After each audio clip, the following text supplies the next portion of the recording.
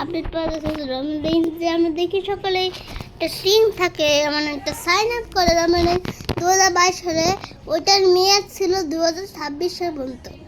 So 2026 সাল কিন্তু প্রায় এই বছর নভেম্বর মাস আর 2 মাস পরে 2026 সাল আসবে, মানে ডিসেম্বরের শেষের দিকে তো 26 সাল হয়ে যাবে। তাদের তখন তো মেয়াদ শেষ হয়ে যাবে রমেন রেঞ্জ, কিন্তু খুব শীঘ্রই আমাদের রমেন রেঞ্জ আবারও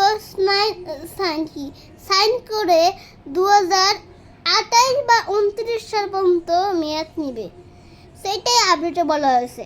আর 2026 সালে ভাই আমি এখনই বলছি 2026 সালে রমেন রেঞ্জ অনেক টাইটেল ম্যাচ পাবে, অনেক টাইটেল ম্যাচ। যদি একটা মনে করেন প্রথমে হতে পারে আনডিসপিউটেড ডাব্লিউডাব্লিউ চ্যাম্পিয়নশিপ, যদি কোডি রোজ থাকবে অবশ্যই, কারণ কোডি রোজ একটা শক্তিশালী একটা রেসলার, সে আনডিসপিউটেড চ্যাম্পিয়নশিপ হারিয়ে না জন সিনার কাছে হারছে।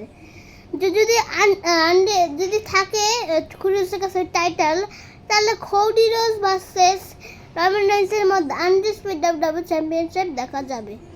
আর যদি এটাই হেরে যায় তাহলে রমেন রেঞ্জ এই টাইটেল বাদ। আবার ম্যাচ পাবে ওয়ার্ল্ড হেভিওয়েট চ্যাম্পিয়নশিপ ম্যাচ, কিন্তু ওইটাও হারে রমেন রেঞ্জ তাহলে ওটা বাদ। আর যদি আবারটা দেওয়া হবে ইন্টারন্যাশনাল চ্যাম্পিয়নশিপ ম্যাচ, ওইটা যদি হারে তাহলে ম্যাচ প্রথম থেকে সে আবার চেঞ্জ করে দিবে কি অনেক টাইটেল ম্যাচ হবে, মনে করো এত টাইটেল ম্যাচ হবে যেগুলো থাকে। আর রমেন রেঞ্জ ছোট অনেক বড় রেসলার দেখে রমেন রেঞ্জকে ইউনাইটেড স্টেটস চ্যাম্পিয়ন দেওয়া হবে না। International champion world heavyweight undisputed বড় রেসলারদের জন্য, আর যেগুলো ইউনাইটেড ওগুলোও বড়দের, কিন্তু আমাদের রমেন রেঞ্জ সেটা কোনদিনও নেবে না।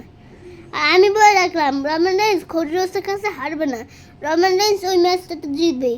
সো ওই ম্যাচ হতে পারে রমেন রেঞ্জ ভার্সেস কোডি রোজ, এটা হতে পারে সামার স্ল্যামে হতে পারে, বা আমরা দেখতে পারি ক্ল্যাশ ইন প্যারিসে ওই ম্যাচটা হতে পারে রমেন রেঞ্জ ভার্সেস কোডি রোজের মধ্যে আনডিসপিউটেড ডাব্লিউডাব্লিউ চ্যাম্পিয়নশিপ ম্যাচ।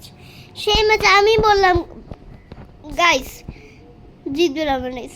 যদি ভিডিওটা ভালো লাগে অবশ্যই লাইক করে পাশে থাকবেন। ধন্যবাদ।